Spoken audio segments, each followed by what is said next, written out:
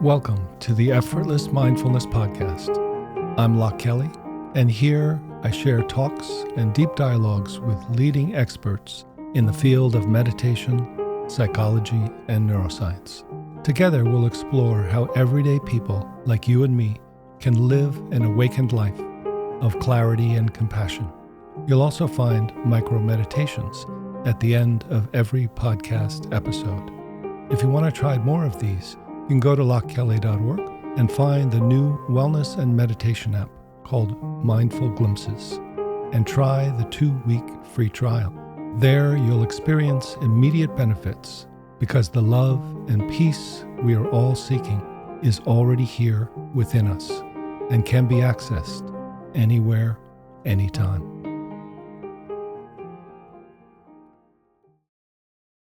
Hi and welcome. It's my great pleasure today to welcome my friend and colleague, Caverly Morgan, to our dialogue.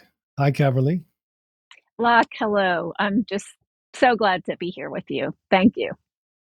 You're so welcome. Yeah, it's exciting to be able to talk this way. It's an opportunity to dive deeply and share with those who are listening into something that we've both had our heart's desire and our kind of calling to investigate and be curious about. And I know you approach it in similar ways, that we're just so interested in what's real and what's true and how to help. And we've had some similar experiences. Definitely. And, this is probably a great opportunity just to say thank you for your teachings and the work you're doing in the world. I really um, especially appreciate, I've just a deep appreciation of your framing around effortless mindfulness and Mhm. how that's different from standard mindfulness. And I think that's a really important distinction. Yeah, and we can talk a little about that because we have respect for all the whole variety of traditions, lineages, and approaches, and we both have studied Zen and you in great depth, and love to hear a little about that background, and then mindfulness. And I know you've also taught mindfulness and created programs for mindfulness in schools, and that would be great to hear a little about as well. And then this, direct path tradition of effortless mindfulness or non-dual traditions that start to intersect so that we have both the ultimate and relative ways of accessing our full humanity. So, maybe say a little about, I know, just want to mention your wonderful book, which I had the pleasure of reading, The Heart of Who We Are, Realizing Freedom Together. And what inspired you to write this? Mm, thank you, Luck, and I'm honored that you read it. I really am. Thank you for taking the time to look at it. I I loved writing this book, and it was also a beast. It was really it was one of these it was one of these projects that I look back on and I feel like, okay, I'm grateful that that's complete. And I think one of the reasons why it felt beast-like is because there was so much in it that I feel like I wrote it because I was called to reconcile so many things for myself. And what that meant is I didn't feel as I was going along as though I had easy answers. I wasn't just sort of parroting things that had moved me. I was really digging deep into, okay, there's this teaching. I see the truth in that. There's this teaching. I see the truth in this. I have this direct experience. How am I going to reconcile all this in myself? And for me, this artistic process, and I call it that because I'm not a trained writer, but it felt like an artistic process very similar to some visual arts that I had engaged with in the past, where by the time it's done, you feel like you've poured your your whole being into something and then gone through more dark nights than you can count and pulled your hair out and yeah, had a few good cocktails. Right. That's great. The full experience. Yeah. It was really the full experience, and so what led me to write it, Locke, was that this reconciliation process was a burning call for me. I love these non-dual teachings that were some of the last things you referenced in speaking, and there was a way in which I still had something in my own direct experience that I couldn't. Um, I'm trying to think of a better word than reconcile, but that's the only one that keeps coming up right now.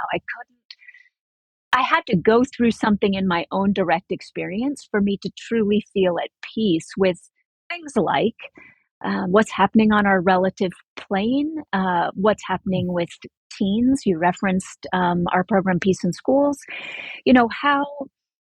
How are all these things weaving together in a grounded, tangible way was something that I had to find my own way around. Hmm. Yeah, beautiful. Yes. In the Buddhist tradition, the non-dual is often talked about as ultimate reality and relative reality are not two. So that we get a taste of ultimate, and that's kind of the first taste of the non-dual, because it's not dualistic, but it needs to come back home and be embodied, and have a new ground of that ultimate, unconditionally loving presence that is uh, unhurtable and is infinite and interconnected in the midst of what is disconnected and uh, you know in teenagers depressed and anxious and worried, and in the world of politics and communities becomes chaotic and brings up anger and hatred and fear in people. Yes, I mean, to me, what you're pointing to is what's required of us to have a direct experience that the absolute and the relative are not actually separate. It's one thing just to say that, but how can we access that in our lived on the ground experience? Because it is so tempting for many of us, maybe not all of us, but for many of us, it's tempting to see the absolute experience and the relative world as two things, even while calling it non-duality, right? Like Mhm. this distorted view that I come upon so often and have experienced in my own practice as things have unfolded over the years. This experience that the absolute is where I'm trying to get to. I mean, obviously, that's the better place. The relative, what a pain Mhm. in the ass, all this relative plane Right. stuff is.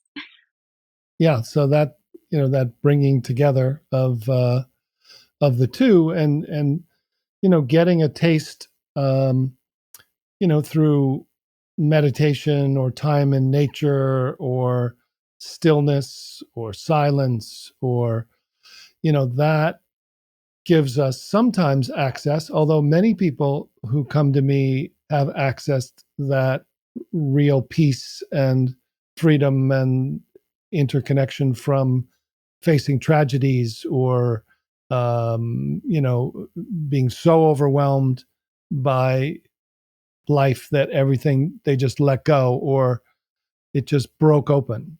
So they had a waking up by maxing out their capacity to try to hold it together and to try to make sense, only working with the relative mental, physical, emotional battery of the body, and just staying in this container and trying to work it out and be smart and be, psychologically kind. And then it just doesn't work. And all of a sudden, what's revealed is this ground dimension, which is already loving, isn't trying to get love, isn't trying to be, get rid of negative and only have positive, but it's embracing of all. Yes, and that's why I appreciate that you focused on the word effortless in your work. Hmm. I found that one of the most compelling things for folks who have read my book seems to be the release of striving. The you know that and I feel like, well, if that's one of the main takeaways, wonderful. that that you and I both, as you mentioned, have these varied explorations in our spiritual practices. And I think we've both gone through periods of time where there's been a focus on discipline. And Hmm. I have tremendous gratitude that I've focused on discipline in the way that I was trained to. And I really feel um, how we are in a time now where the greatest healing seems to come from folks recognizing that there's something beyond their conditioned tendency Hmm. to strive in order to have the very experience that is for our Buddhist shared language, that's our birthright. Hmm. Yeah, beautiful. So, one of the things I know you teach and have kind of pointed to is personal practices and then collective or community practices. And you kind of balance them together to make sure that we don't just practice as separate creatures, but that we begin to heal the collective. So, maybe you could give an example and maybe one that, as people have practiced these, which ones seem to get the most juicy responses, like which ones are like, Mm-hmm. oh, I like that one. Well, let's see. Right now, the book still feels fresh enough that a lot of it feels juicy for me. But there is, I would say, the first thing that pops into view is the work around negative self-talk and how that can relate to something like implicit bias. So when I Mm-hmm. talk about personal and collective practices in this body of work, the heart of who we are, I'm referring to the way in which it was a tremendous wake-up call for me to realize that I had been focusing in my monastic training on what I can now say felt very much like a personal view of the ego. This is my conditioning, this is my ego, it's mine to clean up. Here's the fallout of my egoic actions in the world. There's a lot of focus on me in that approach, ironically enough. And upon leaving the monastery, I got really clear about the degree to which we were never talking about um, collective suffering. And I now really appreciate seeing things in terms of there's a personal ego and there's a collective ego. Of course, they're both Mm-hmm. illusory, they're both holograms of sorts, but they still um, there's a reality to how they operate in the world.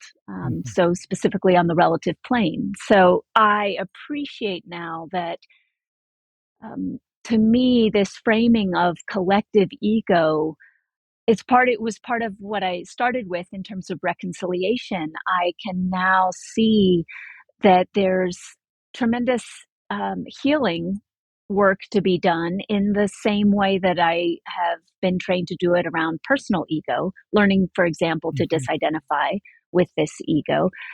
I'm very interested in how we can do that collectively with the manifestations of collective ego. I just realized that you asked for one of the juicy places, and so the one that came to mind immediately was negative self-talk is something that is I have never met anyone that doesn't have it. And so I've benefited greatly in my own practice from ways to being taught how to work with the negative self-talk that arises. And and I have found great value in being able to recognize that collectively we are indoctrinated to have shared negative self-talk. So this is not only as you and I have focused on in our teachings before, that the ego isn't personal. Um, Not only is the ego not personal, but it's being formed collectively as well. And of course that's not personal either. But this collective ego, for example, I have seen manifest in terms of implicit bias, and that there's a Hmm. tremendous connection between internal personal negative self-talk that can feel very isolated and connected only to this body mind. um, but to see the connection point between that and something like implicit bias, or how this Hmm. negative self-talk can become negative other talk, is a juicy place that folks I've been working with enjoy digging into, as I have. Yeah. And so you create kind of protocols or meditations or group processes or dyads that allow people to explore and kind of bring up something that might be a little bit unconscious or or deeper, hidden deeper than people who have a positive self-image and think I don't have any implicit bias, and they say okay, well then you lead them to look a little deeper. Yes, exactly. Within a container that's been created, that as you can't guarantee safety, but guarantees as Hmm. much safety as possible, to Yeah. explore what's been under the rug regarding our collective conditioning. And Hmm. with just another recent hate crime shooting that has occurred in our country, I think this is an incredibly important time to be asking how how is how we've been conditioned not only connected to such events, but fueling such events. Hmm. And so if we can be trained through a practice to dismantle personal conditioning, certainly we can apply some of these same tools to dismantle our collective conditioning that is wreaking havoc. Yeah, beautiful. Yeah, and so some of the kind of internal things we look at as obstacles, like judging mind, doubting mind. Then there's the relational ones that, if we just name them and look at them, like othering or, having a sense of, some kind of tribalism where you feel like, oh, that's my group, that's not my group. And the way that that happens in a way that is conditioned by culture from childhood. We don't even know it. And even through studies, they have, that they found that there's a survival part of the brain that wants to find a tribe, wants to find my safety in a group. So the first impulse is like, I want to find safety, family, group. And then that turns on itself, and then we don't see it because we're trying to survive but we're saying no, no, this is true, this is, I'm, these people are. So that, bringing forth that natural kind of movement from animal level body mind to more subtle consciousness, so that we can see that we all have that. And that's, that may be one of the most important things, is to realize that everyone has some implicit prejudice Yeah. that is just arising, just like thoughts arise and judging arises and shame arises. We're not doing that, but that's happening. And if we get on board, and either it's unconscious or we join it, get on the train Hmm. to feel together with a group, then we're caught in the separateness of a group.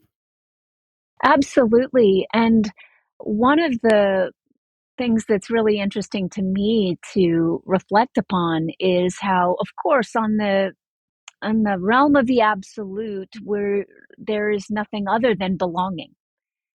But Mhm. I really appreciated how you're just describing that with all of this conditioning, all of these influences we've had, it's completely understandable that we've absorbed various things that veil that inherent belonging, that seem to block it. Of course, again, on this absolute realm, nothing's blocking this inherent openness, inherent belonging. There's no opposite of belonging. There's not even an outside to counter the inside.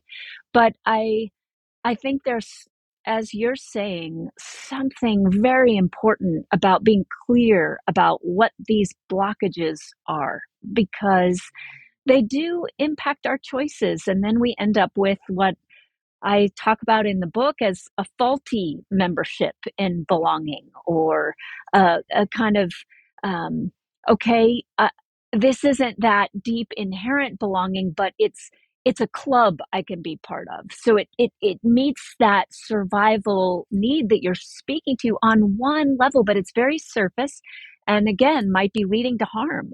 It's okay, Mhm. we're on the inside, but those other people over there are on the outside. So it's those kinds of forms of thinking, those collective processes aren't reflections of the deepest truth.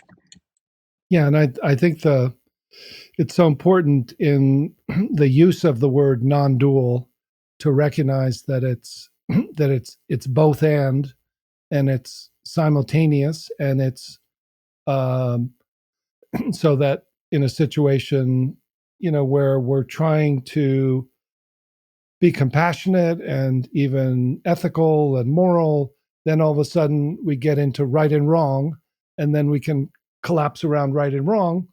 But then if we go to the other extreme of pure awareness, there's no right and wrong. Everything is the same.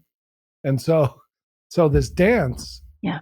where you can get caught in clearly seeing compassion. Well, of course, that's how could people do that? That's wrong. These other people are crazy, and then some is clear seeing and some is gets a hold of an identity that, as you said in a kind of funny way, it's like, when you're meditating on no self, you're really focusing on yourself so much.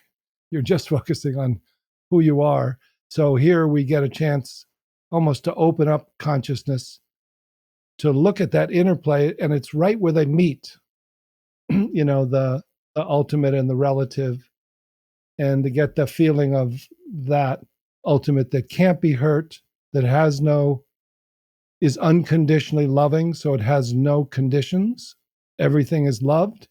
And then as you come into form and into human life, that has to, know that, crossing the street at a red light is not good. You make a judgment. It's like not good, and then and then and then it starts to form, and that humans are social animals. So Mm-hmm. there is this psyche, there is this, as you say, collective ego or collective natural identity that hasn't been looked at as much in meditative consciousness and meditative studies. Yes, and I think that's another intersection point that I'm passionate about. Mhm. What's the fallout of having a spiritual practice that just leaves all of that behind? And then Mhm. what is to be gained? What is the richness that is gained when we're integrating all aspects of our experience into practice? It's one of the reasons I hear myself saying often, rather than bringing practice into your life, bringing your life into your practice, Mhm. because so Mm. many people report, oh, I just can't have time for it, and it's this compartmentalized thing, as if sort of sitting on the cushion is an activity that you either Right. are a Mm. good meditator because you did, or you're actually a pretty bad meditator because you said you were going to do it this week and you haven't yet. Mm. um, Versus every part of our experience, personally as well as collectively, is is coming into this. Yeah. Yes. Yeah. And and when you begin with that lens, almost like the microscope of first level of meditation, where you're kind of deconstructing everything and starting to see its parts, that it's not solid and it's changing thoughts, feelings, sensations, and then you're not the content of consciousness. And but then to extend it, as you say, during the day, if as you're walking and working and talking, and what comes up are parts of ourselves, like different formations of thought, feeling, sensation, worldview. So you can't keep, as you're talking to someone, dissecting and using the same tools of the cushion during the day. You have to start having this sense of accessing this awake consciousness that's not just a mindful witness that's just observing and non judging, but it opens to this curious, loving awareness that has humility. So that humility is the willingness to say, keep going, keep being curious. Like, you're a human being. You have it's only to your benefit to keep seeing the conditioning and letting it unravel, so that as you as you get triggered and as you start dealing with trauma of looking at the psychological level, the many of our colleagues talk about the big T trauma of people who have severe abuse, and then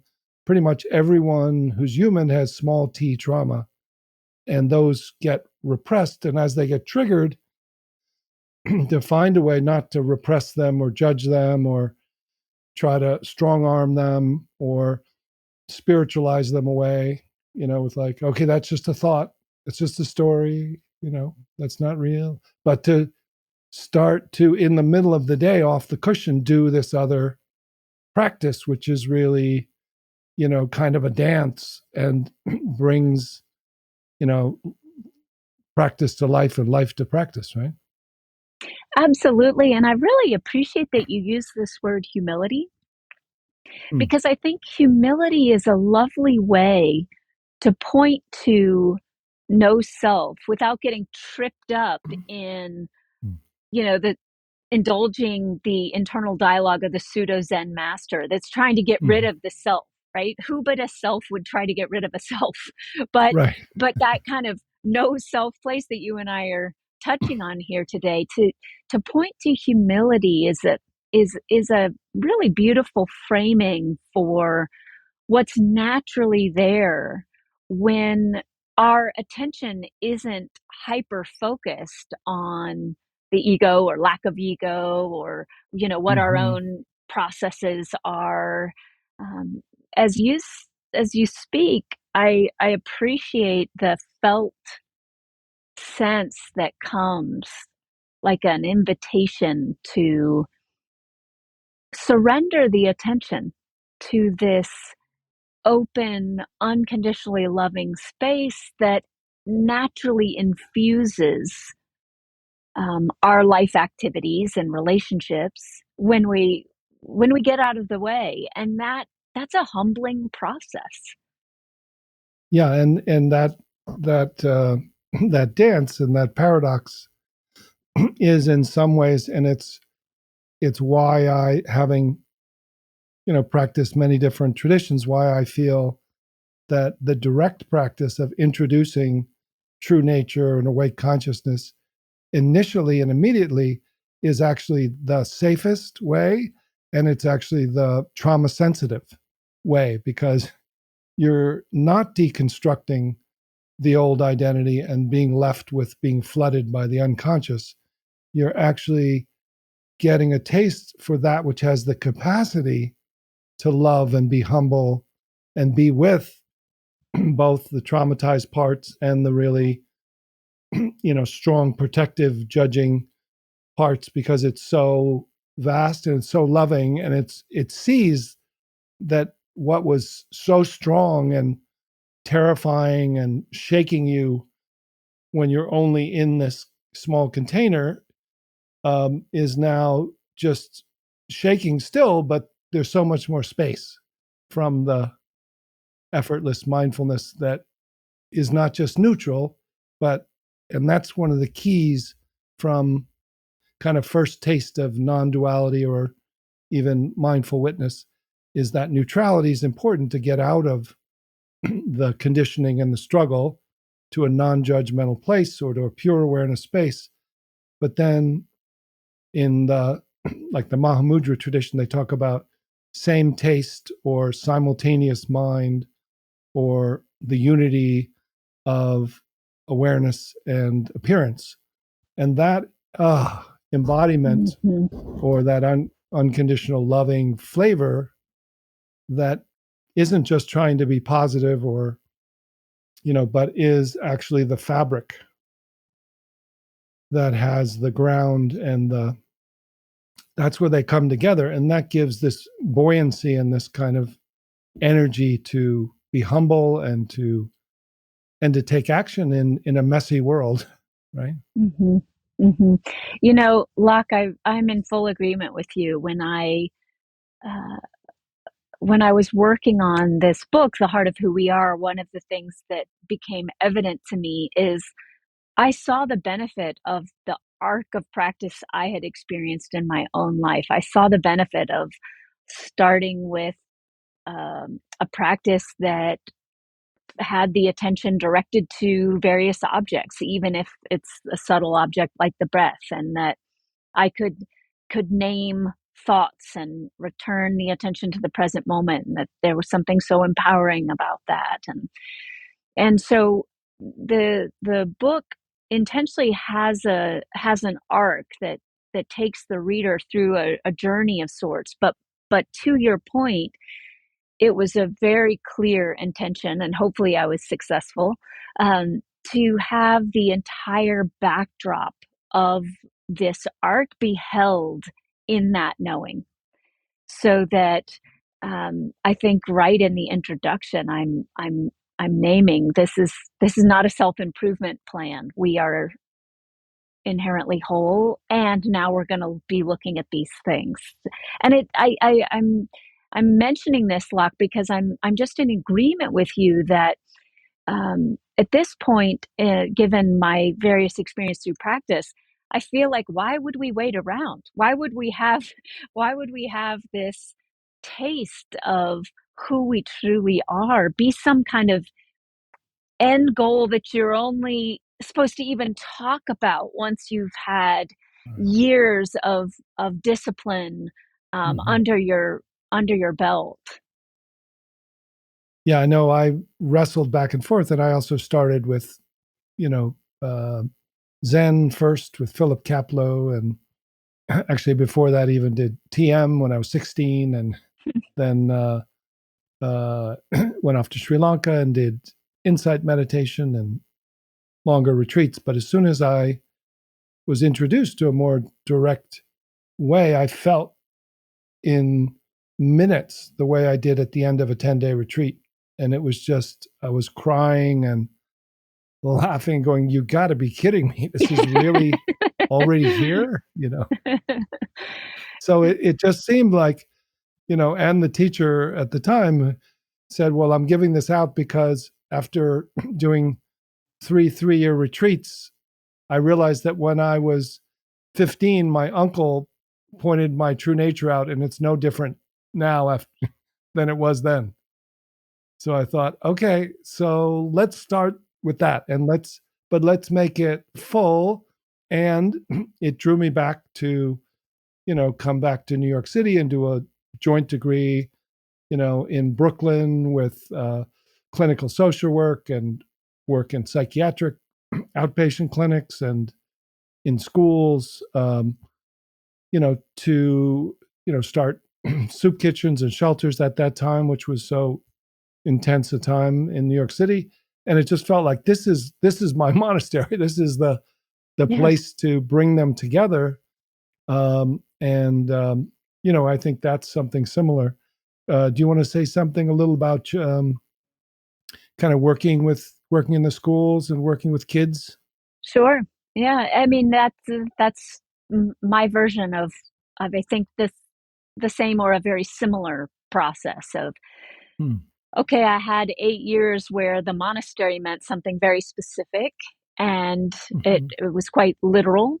And now the world really is my monastery. And I didn't know it when I was training monastically, but the first real world experience that would become my new monastery became the Portland public school system.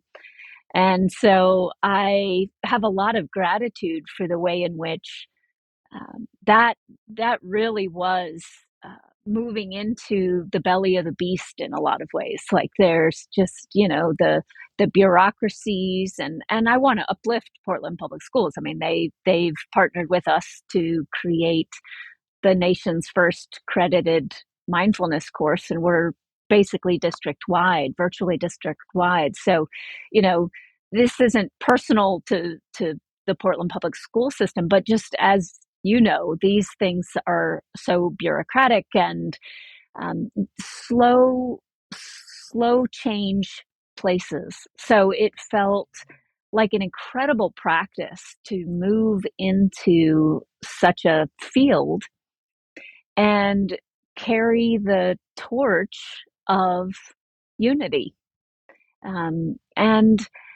to carry it, as you're pointing out, with humility about what may or may not be possible.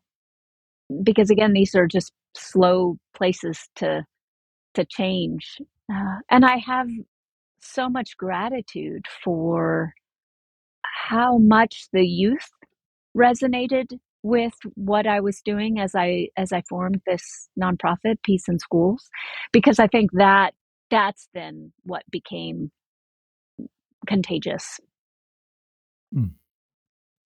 Yeah, yeah, and and you saw that the effect on kids who were, I imagine, a little resistant at first, and then some of them who benefited. Well, it's so interesting because my experience is that, especially I've worked the most with teens, that there's the most resistance if they're being required to practice mindfulness. But Mm. our the course I created through Peace in Schools is an elective course. So it's more common that I had the experience when teaching. Now I'm not in the classroom, but I still train teachers and I'm connected to the organization. It was more common for me to be in a circumstance in which teens were eager for what was being Mm. offered. The first demo meditation I did, I dropped that phrase, "You are not your thoughts." And Mm. that's what got a lot of young people's attention. That Yeah. question of, well, then who the hell am I? Hmm. And that's where a lot of aliveness was, along with the way in which teens are, I think, naturally eager to question authority, to question what they're being told about reality, to question the identity that's being downloaded as they move through their teenage years. And so there's just this natural openness to, not a new way of thinking, but a natural openness to question even perception. Um, mhm. And I feel like that's another place that I've recognized that there's some connection around what you and I are doing in the world.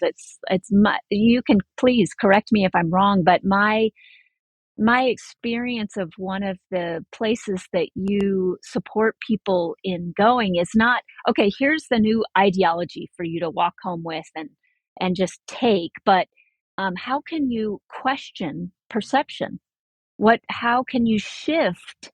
What kind of shift is possible with Right. perception, and how can you have it all be an experiment in yourself? It's not something you have Yeah. to read, study, and then follow the rules of.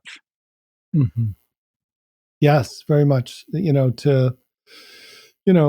I can remember, having taught also in the New York Insight Meditation as that group started in New York 30 years ago.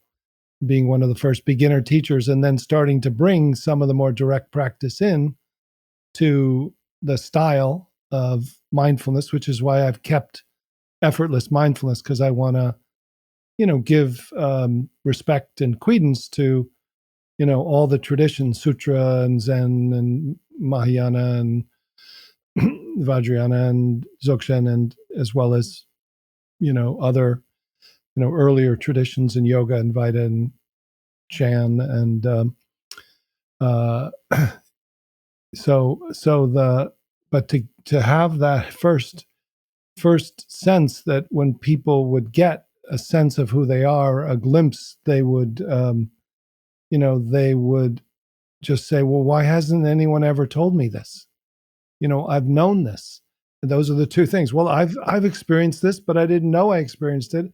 And why isn't it on the map, of our identity? Why do we have all these brilliant educators, philosophers, psychologists, even, who get 90% of the and keep focusing on the contents and the way that works in the world and the politics and sociology, and yet that question that they asked, which is, well, if I'm not my thoughts, who am I?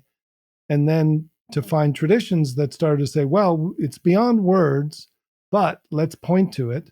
And so the presentation is really like a hypothesis, is to say there is this awareness that is what you've been looking for and what you probably have already tasted.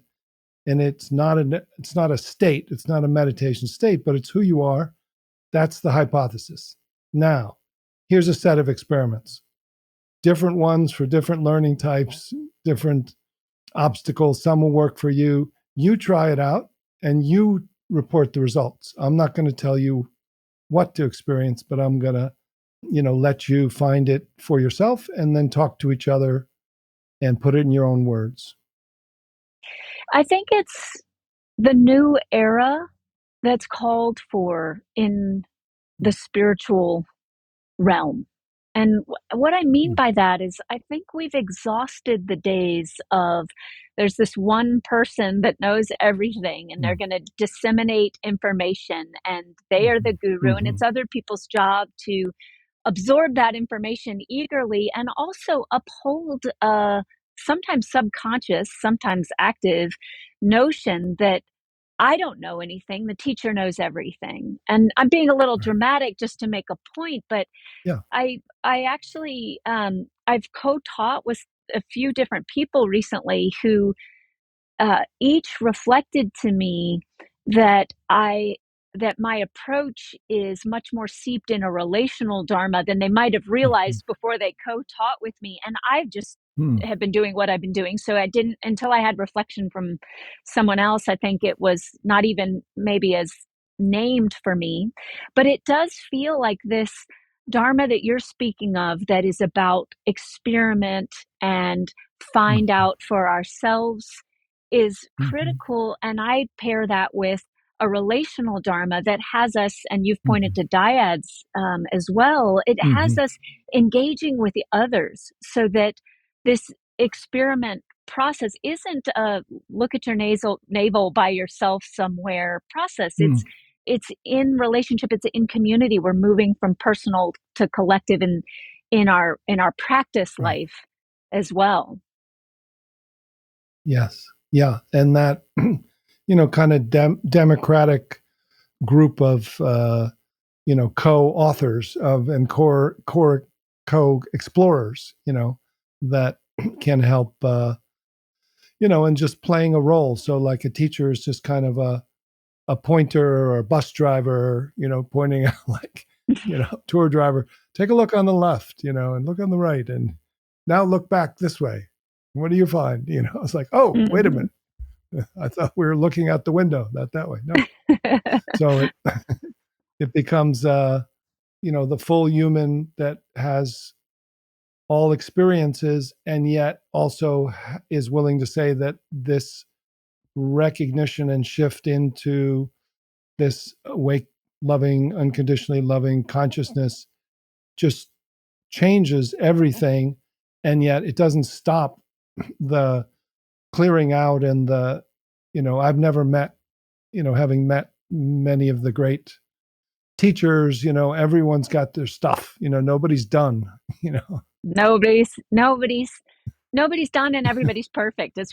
It's a very cool That's thing, right. isn't Yes. And that's the non-dual. The it? ultimate's Yeah. perfect, and the relative is always unfolding and is always got, pleasant and unpleasant experiences that are being, kind of call it shake and bake. They're being kind of Mhm. cooked and detoxed, and Mhm. or they're being, passed on if they can't be. We don't have the tools, so Yeah. so you're you're bringing these practices for personal and collective is really a great gift, Caverly, to all of us, and Mm. so wonderful to get a chance to spend this time with you.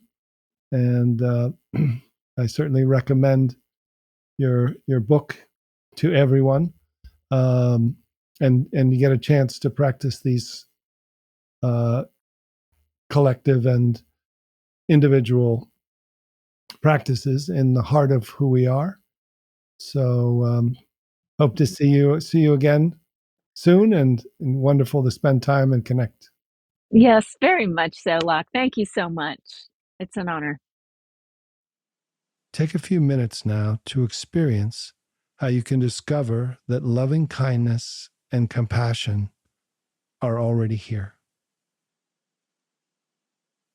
Sit comfortably, eyes open or closed, and be aware of all your senses. Notice the activity of thinking in your head.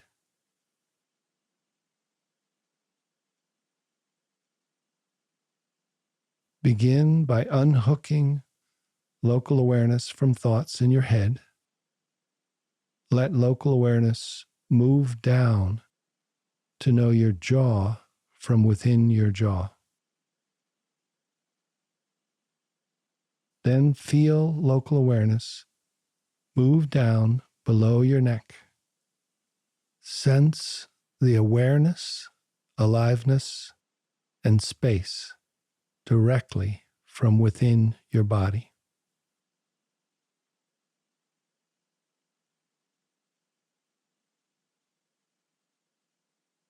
Become familiar with this direct knowing using local awareness, which is neither looking down from your head nor going back up to your thoughts to know.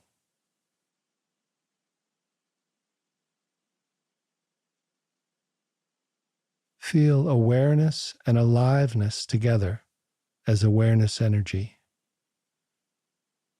Rest without going to sleep, and stay aware without going to thought to know.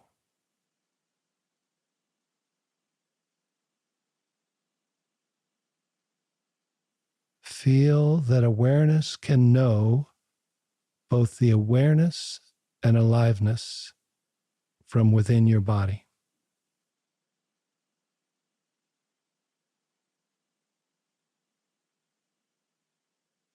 Notice a feeling of open hearted awareness from within the space in the center of your body. Feel as if you have relocated knowing from thinking in your head to this embodied heart mind within you, which you are now aware from.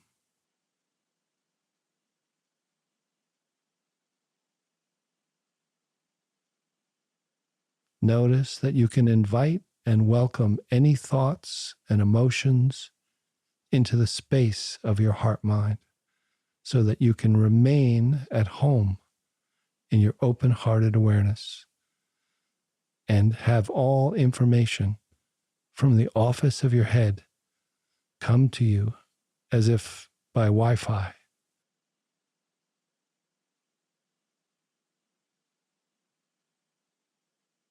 Feel the sense of effortless ease, well-being, and okayness when you're here now.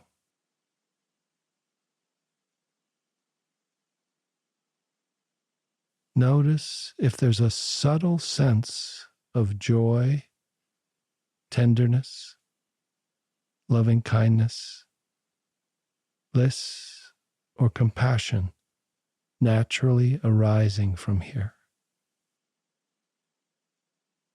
Sense this natural loving kindness nourishing every cell of your body and beginning to open outward to everyone and everything all around.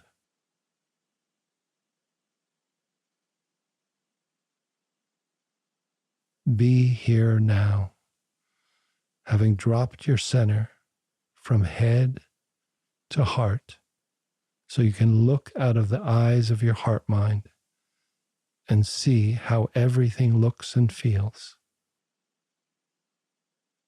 Join with the natural loving kindness and allow it to radiate outward. Feel how your deepest intention has always been for all beings to be well and happy. May all beings be free of suffering and experience naturally interconnected love.